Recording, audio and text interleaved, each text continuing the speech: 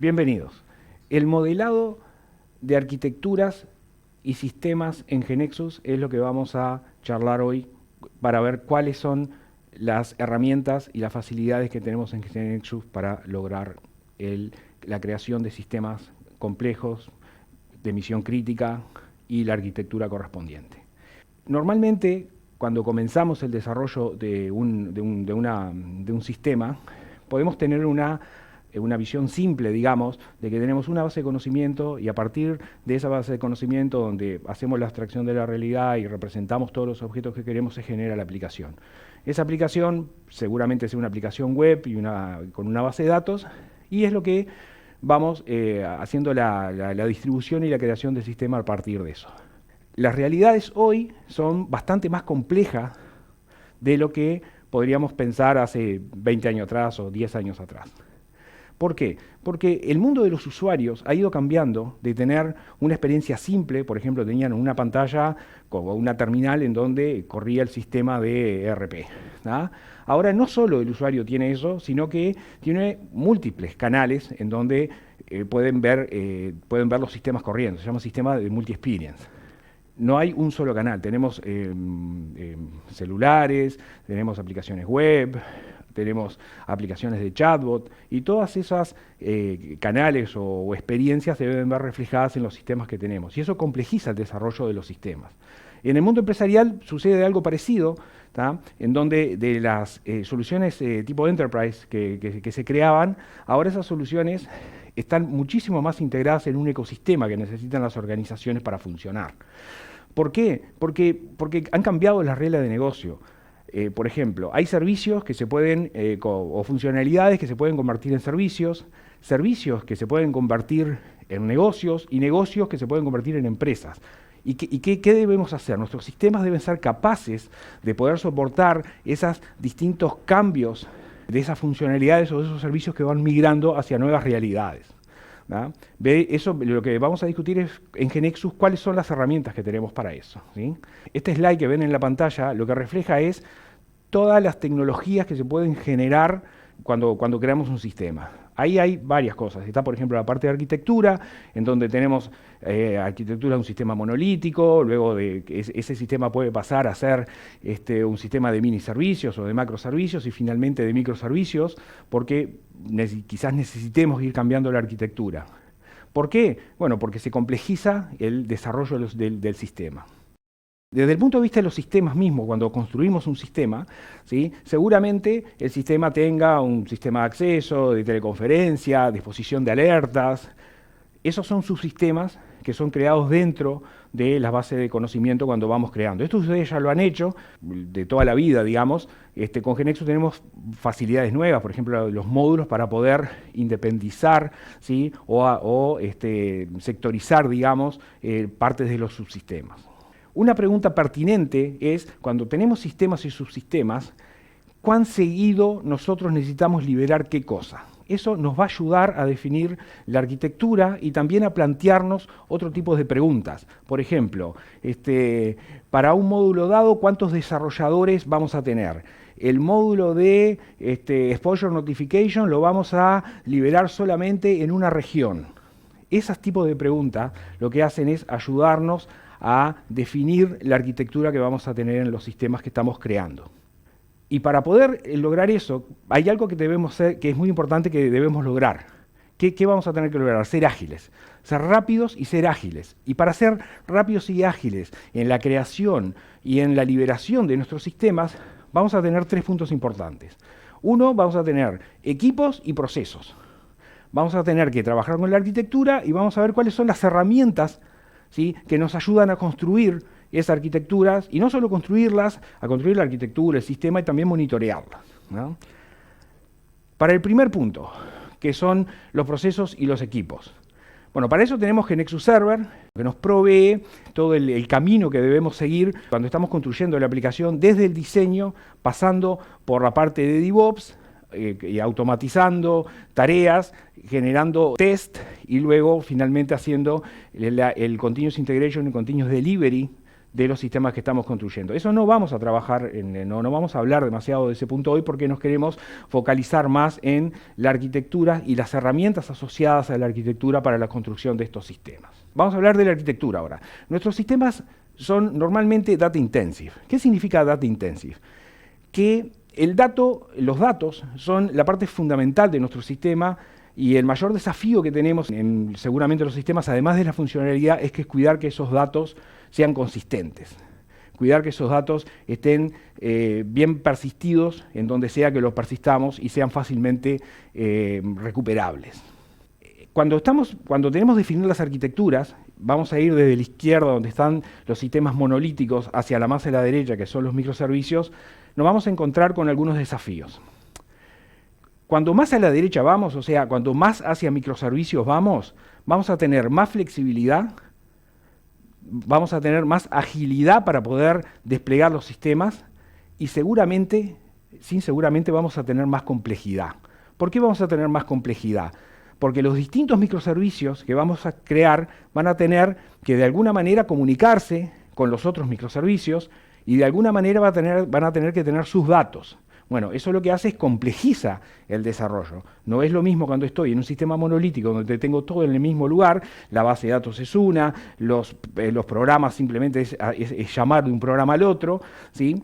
Eso complejiza, digamos, el desarrollo. Y la otra pata muy importante de esto es la consistencia de los datos. Yendo nuevamente desde el monolítico hacia microservicios, los datos van a estar más consistentes cuando están en un sistema monolítico y van a estar eventualmente consistentes cuando más nos acercamos hacia una arquitectura pura de microservicios. Vamos a ver las diferentes opciones que tenemos en GeneXus para manejar este combo. Son varias cosas, ¿no? Flexibilidad, agilidad, completitud, consistencia de los datos y cuáles son las arquitecturas involucradas en cada paso. Lo primero que vamos a ver es un sistema monolítico. Es como hemos construido las aplicaciones por mucho tiempo. ¿Qué es lo que tenemos en GeneXus? Una base de conocimiento. Esa base de conocimiento, ¿dónde se despliega? En una web app. Y esa web app, ¿dónde tiene los datos persistidos? En una base de datos. Eso es normalmente como trabajamos hasta ahora, por lo menos, en la creación de los sistemas. Más allá de que después los sistemas se complejizan. Que esa base de conocimiento esté en una sola web app no implica que tenga menos canales, que sea con menos multiexperiencia. No, puede tener todo, ¿no? Puede ser web, puede ser aplicaciones mobile, puede tener aplicaciones que corren en la TV, chatbots, aplicaciones que corren en los relojes. Eso no hace la diferencia en GeneXus para crear los sistemas, ¿no? Lo que sí tiene es una capa de servicios y va a tener la base de datos. ¿Cuáles son las ventajas y cuáles son las desventajas que tenemos en este esquema? Bueno, los pros son muy claros, ¿no? Tenemos todo el ACID, ¿sí? Relativo a los datos y a la base de datos. O sea, los datos van a estar atómicos, van a ser consistentes, van a estar isolated y van a estar persistidos correctamente. Va a ser muy bueno que todos los joins lo voy a realizar sobre la misma base de datos, va a estar todo en toda la navegación, por más compleja que sea, voy a poder resolverla correctamente porque está todo en la misma base de datos. Y todo el sistema va a ser con mucha cohesión, ¿sí? O sea, todas las pantallas van a ser muy parecidas, quiero decir, pueden seguir un design system y todos los datos van a estar con una fuerte cohesión. ¿Cuáles son los contras? Bueno, el contra es o tengo todo o nada, o sea, la web app está corriendo o no está corriendo, ¿sí? El deployment no es que puedo agarrar una DLL y cambiar una DLL del sistema que está corriendo. Tengo que seguir todo el ciclo de deployment y hacer el desplegado de toda la aplicación. Lo que eso va a requerir que en algún momento la aplicación esté baja y luego la suba. Y eso en algunos escenarios puede ser, puede ser complicado, digamos. La performance, si tengo un problema de performance, por ejemplo, en la base de datos, alguien hace un full scan sobre una tabla y bloquea esa tabla, ¿sí? Bueno, eso me va a afectar a toda la base de datos porque hay una sola base de datos donde están los datos.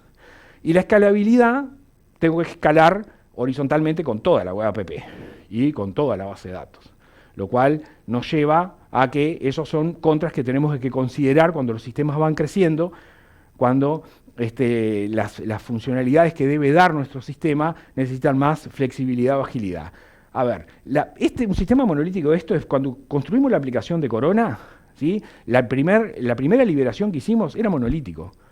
Estaba el backend para definir todo lo relativo al sistema, estaba la aplicación mobile para poder capturar todas las registraciones que se hacían, y eso era monolítico, y teníamos una sola base de datos, y la misma web app tenía los servicios para el backend y para el frontend, y también para las aplicaciones móviles. ¿Eso es malo? No, simplemente fue lo que hicimos en la primera liberación que hicimos de la aplicación de Corona. ¿Cuáles son las herramientas que tenemos para cuando estamos construyendo las bases de conocimiento? Bueno, primero el objeto módulo. Es muy importante que construyamos la base de conocimiento utilizando los módulos, ¿sí? Separando el módulo, eso nos ayuda a organizar la base de conocimiento, a que los desarrolladores sepan en qué módulos tienen que trabajar, y luego más adelante nos va a dar la flexibilidad para poder empaquetar esos módulos y distribuirlo, lo que nos va a ayudar de una manera muy importante a poder cambiar la arquitectura, ¿sí? Si es necesario, de un sistema monolítico hacia las otras opciones. Usamos GAM. ¿Por qué? Porque bueno, el GAM va en el mismo sentido de que nos provee un lugar unificado donde está la seguridad, ¿sí? Luego tenemos el Log API. Eso es muy importante porque le permite al usuario grabar en los archivos de log información específica sobre un proceso o sobre varios procesos que están ejecutando, y eso es muy bueno después porque buscar esa información para saber, por ejemplo, que estamos procesando, no sé, un archivo de 100.000 registros y necesitamos saber en dónde es que alguna función se está disparando. Bueno, con la función de Log API sí lo podemos lograr, y es muy importante, lo usamos en forma muy, muy buena, digamos, cuando hacemos el desarrollo de sistemas. Bueno, y lo otro es la Deployment Unit. Aunque tengan una sola KB, un sistema monolítico, creen las Deployment Unit asociadas. Todos los main objects deben estar en una Deployment Unit, porque eso nos va a facilitar nuevamente luego la creación de otras Deployment Unit para cuando migremos de una arquitectura monolítica hacia más a la derecha, digamos que sería una arquitectura de microservicios. Ahora pasamos a una arquitectura de macroservicios y o miniservicios.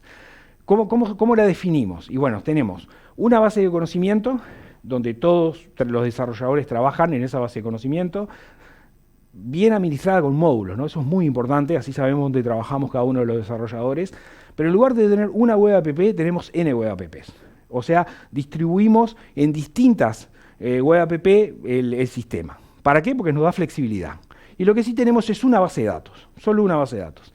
¿Cómo lo representamos? Bueno, como lo ven en el slide, ¿sí? Tenemos varios subsistemas, una sola base de datos y varias business logic, digamos, cada una correspondiente al subsistema. Vamos a ver los pros y los contras. Los pros: sigo manteniendo una sola base de datos, por lo tanto se mantiene el ACID, se mantiene la performance para todos los joins que tenga que hacer, la tabla base, la tabla extendida, todo eso lo sigo manteniendo cohesión, digamos, ¿sí? Y lo que tengo es el deployado independiente de las web app, ¿sí? Por ejemplo, ¿sí? Si tengo que deployar la web app de los servicios móviles, solo deployando esa web app no afecto la web app del back office o del frontend, ¿no? ¿Y cuáles son los contras? Bueno, todavía sigue siendo monolítico, ¿no? Tengo una sola base de datos. Si algo me sucede en la base de datos, va a afectar a todas las web app que van contra esa base de datos. Una reorganización para todas. Eso quiere decir que voy a tener que tener en cuenta, cuando se reorganiza la base de datos, que todas las web apps, entre comillas, sigan funcionando, porque si yo reorganizo la base de datos, muevo una sola web app y cambie algo que me afecta a la web app que no actualicé, eso puede ser un problema. La escalabilidad todavía está en la base de datos, ¿sí? Cuando puedo replicar horizontalmente la web app, pero la base de datos voy a tener que seguir replicándola entera o ver cómo solucionar ese problema de escalabilidad, ¿tá? Y voy a necesitar integración entre las web apps. ¿Por qué voy a necesitar integración en las web app? Bueno, seguramente porque si tengo una web app y quiero llamar a un objeto que está en de otra web app, la user interface, voy a tener que usar o embedded page o dynamic calls para resolver eso, ¿sí? Bueno, es una herramienta que tenemos. Dentro de las herramientas que tenemos, eso se resuelve con Embedded Page o Dynamic Link, como se especifica ahí, en la PPT, ¿no? Seguimos usando los módulos. En el GAM ahora usamos el SSO, el GAM SSO. ¿Para qué? Para justamente entre dos web app distintas poder tener un solo login del usuario, ¿sí? Y que no tenga que pedirle login todas las veces. Ya veníamos hablando lo del log app y eso lo seguimos usando. Ahora tenemos deployment unit diferentes. O sea, por ejemplo, podemos tener una deployment unit para los procesos batch, podemos tener una deployment unit para los servicios móviles, una deployment unit para el frontend y otra deployment unit para el backend. Y algo muy importante es el Backward Reorganization Warning. Incluimos dentro de GeneXus, en el análisis de impacto, se verifica, cuando se hace una reorganización, se verifican varios puntos. Uno de ellos es, por ejemplo, si agregamos un atributo a una tabla y ese atributo no acepta nulos, eso cómo puede afectar a los otros programas, eso nos va a avisar. Lo importante de esto es que esos son avisos informativos, pero los podemos transformar en warnings o en errors, ¿sí? Para estar seguros de que eso no va a suceder, ¿sí? Por ejemplo, en Corona, cuando hicimos la segunda liberación de la aplicación, ahí justamente nos cambiamos de una arquitectura monolítica a una arquitectura de mini servicios. Era una sola KB donde trabajábamos todos los desarrolladores, N módulos, pero teníamos deployment units separadas. Teníamos una deployment unit para los mobile services, una deployment unit para el frontend y otra para el backend. Por lo menos teníamos esa y una para los sistemas batch también.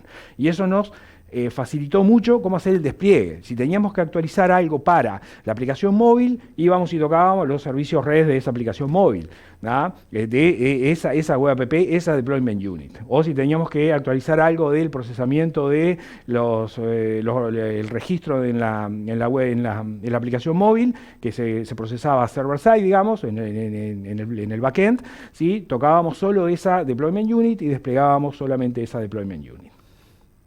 Bueno, y ahora nos movemos más hacia microservicios. ¿Cómo es la arquitectura en este caso? Bueno, en lugar de tener una KB, tenemos N KBs. Y vamos a tener tantas web apps como KB sean necesarias, o incluso podríamos tener más. Y vamos a tener más de una base de datos. En esto hay algunas variantes, ¿sí? en la que soy consistente y que soy eventualmente consistente. Veamos cuáles son las alternativas. Bueno, en esta primera, como pueden ver, vamos a tener N subsistemas. Cada subsistema va a tener sus tablas, lo podemos poner en una sola instancia de base de datos, pero en varios esquemas, ¿sí? Y no hay replicación de tabla, o sea, no tengo la tabla de cliente en dos lados, no. Son bases de datos separadas en la misma instancia, pero sin tablas replicadas. Y en este caso, ¿cómo trabajamos? Y bueno, lo que voy a querer, no voy a tener problema con la consistencia de datos para grabar los datos o para leerlos, ¿sí? Lo que sí voy a necesitar es poder, desde un subsistema que está en una KB, leer datos que están en la otra KB. ¿Y eso cómo lo logramos? Bueno, la primera forma de lograrlo es que podemos exportar las transacciones desde la KBN, ¿sí? Hacia la KB1. En la KB1 importamos, usando el import-export de GeneXus en el Knowledge Manager, las transacciones y creamos los data view. Y eso lo que nos va a permitir es acceder, digamos, a toda la estructura de datos de la KBN. Y con eso voy a poder hacer los joins que tenga que hacer y con eso resuelvo, digamos, cómo accedo a los otros datos. Incluso podría grabar datos en la tabla que corresponden al subsistema N desde el subsistema I. Esa es una alternativa, ¿sí? La otra alternativa es que trabaje con módulos. ¿Y cómo trabajamos con módulos? Bueno, supongan que en la KBN creo un módulo, que ese módulo va a tener un procedimiento, que ese procedimiento me va a permitir manipular los datos, ¿no? Por ejemplo, de un procedimiento que me permite dar altas, bajas y delete sobre la tabla de clientes. Empaqueto ese módulo, en donde se va a exponer ese procedimiento, ¿sí? Al empaquetar ese módulo, como tiene acceso a datos, voy a usar los business component, ese módulo lo empaqueto y lo distribuyo, ¿verdad? Lo publico, ¿sí? ¿Y en dónde lo voy a importar? Bueno, en la KB1 voy a importar el módulo que fue creado en la KBN, ese módulo me va a importar los binarios, ¿sí?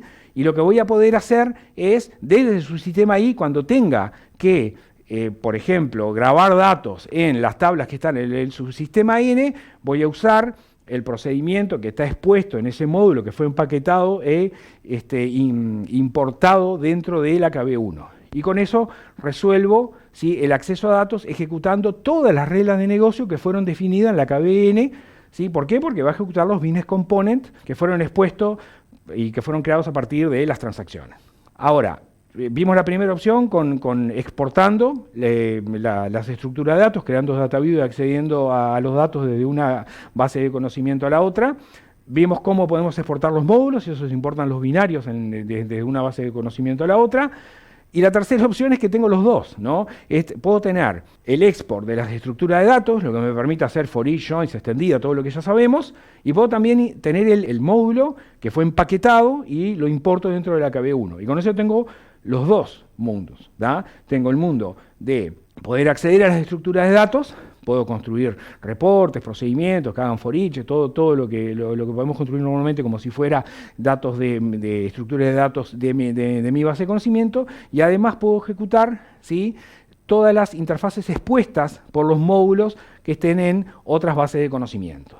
Pero todo acá sigue siendo en que tengo una sola base de datos donde los datos siguen siendo consistentes. ¿Y cuáles son las herramientas que tenemos para esto? Bueno, sin duda tenemos que usar el objeto módulo, ¿sí? Seguimos usando SSO, seguimos con Log API, los deployment units también son importantes, ¿sí? En caso que tengamos embedded page y dynamic link, en caso que requiramos que las aplicaciones estén de alguna manera la user interface conectada, ¿sí? Y en este caso vamos a tener que agregar, digamos, el package module, ¿sí? Y además el import-export. El import-export es algo ya muy usado, digamos, ¿no? El package module significa que voy a tener que crear un módulo, exponer la interfaz, hacer el package de ese módulo y luego en otro lado lo van a importar. Y ahí viene algo muy importante que es el repository manager.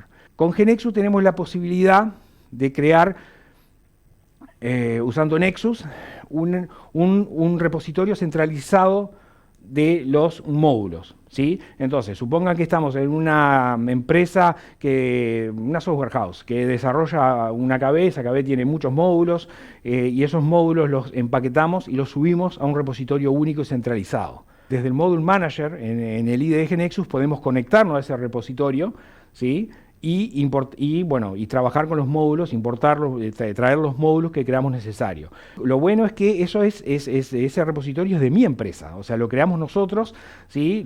O sea, quiero decir, cuando creamos la base de conocimiento y creamos los módulos y los distribuimos, quedan en ese repositorio centralizado y lo podemos importar de ahí.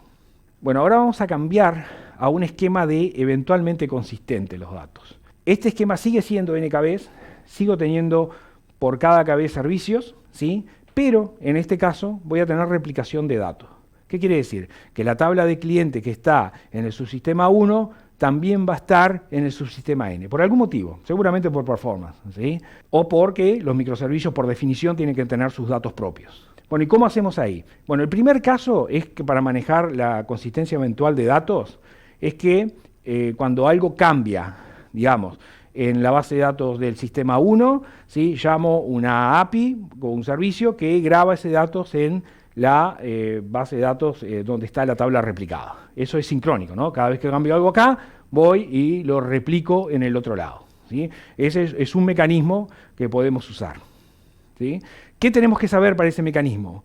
¿Quién es el dueño de los datos? O sea, ¿quién es que modifica la tabla de cliente? ¿Es el subsistema 1 o el subsistema N? Y bueno, el dueño de ese mecanismo lo que va a hacer es grabar, modificar el dato, y lo que va a hacer es seguramente llamar a un servicio, una API expuesta por el subsistema N para poder modificar esos datos. Y es sincrónico, ¿no? Se modifica, llamo y se actualiza.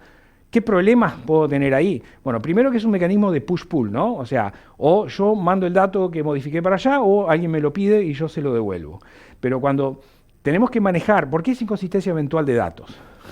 Porque cuando llamamos esos mecanismos de replicación, tenemos que tener en cuenta al menos la idempotencia.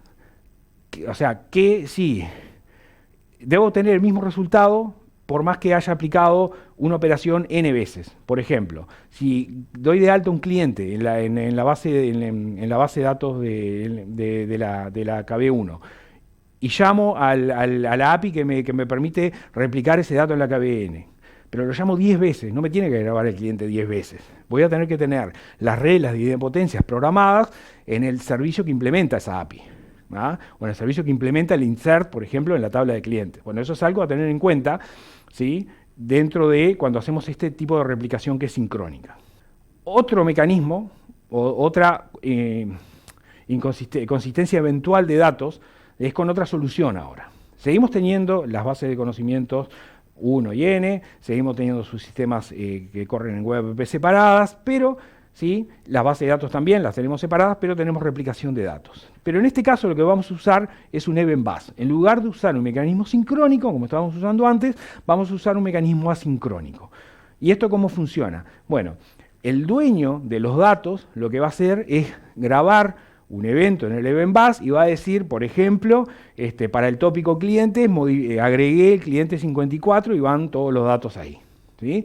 Eso lo que hace es un publish de eso en el event bus y se olvida, ¿sí? Se olvida de eso que grabó en el event bus. ¿Por qué? Porque todos los subsistemas que estén suscritos a ese tópico en ese event bus van a recibir, o de alguna manera van a poder saber de que un evento fue grabado, van a recuperar ese datos y van a hacer lo que tienen que hacer, digamos, en sus bases de datos propias. Ese mecanismo de event bus lo soportamos en GeneXus. Nosotros tenemos Kafka como un service bus y puede ser utilizado sin ningún inconveniente. Por ejemplo, el Canal de Panamá implementa este mecanismo de event bus usando Kafka porque tiene N subsistemas corriendo y la forma de comunicarse es usando justamente un mecanismo de event bus para que las distintas aplicaciones que están suscritas a los tópicos reciban las notificaciones necesarias, ¿tá?, para poder manipular los datos que se graban en ese event bus. ¿Qué debemos saber? Bueno, nuevamente, ¿quién es el dueño de los datos? Porque el dueño de los datos es el que publica, el que hace el publish en el event bus. Todos los que quieran esos datos van a estar suscritos, digamos, a ese tópico y van a obtener cuando algo llega al event bus.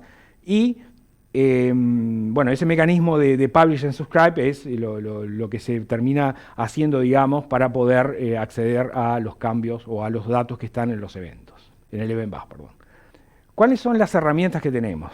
Bueno, en el primer caso, que es sincrónico, vamos a tener REST y OpenAPI, que nosotros podemos generar los servicios con una interfaz REST y que además estén expuestos como OpenAPI. Vamos a tener sockets en caso que queramos comunicar, digamos, dos servicios. Y para el caso del Event Bus tenemos el Apache Kafka API, que está dentro de las tooling que podemos usar para crear este tipo de arquitectura. Ahora, si vamos a tener una API, ¿ah?, debería decir que es mandatorio que usemos, digamos, el API Object. El API Object es un objeto nuevo que fue incluido en GeneXus, el cual me permite definir microgateways, ¿sí?, y un mediation layer en GeneXus. Eso lo que hace es que me permite definir una interfaz para el API.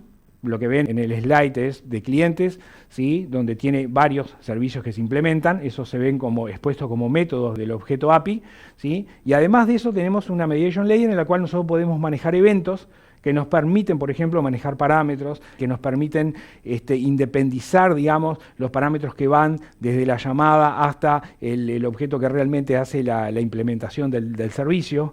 Y bueno, eso es fundamental, digamos, cuando nosotros queremos tener APIs y versionar esas APIs. Esto nos permite, digamos, fundamentalmente poder administrar eso de una manera muy eficiente.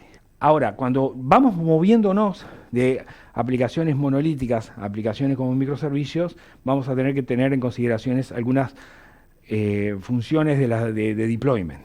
Bueno, algo que podemos hacer es que en una arquitectura de microservicios usar una arquitectura serverless, ¿verdad? Nosotros podemos usar Lambda y Azure Functions, ¿sí?, como arquitectura serverless. Eso es muy importante cuando tenemos microservicios. No queremos tener todos los microservicios corriendo todo el tiempo en servidores que están en la nube, sino que lo bueno es que sí están corriendo, sí están en esos servidores, pero esos servidores solamente se activan, ¿sí?, cuando hay un request a esos servidores, ¿tá?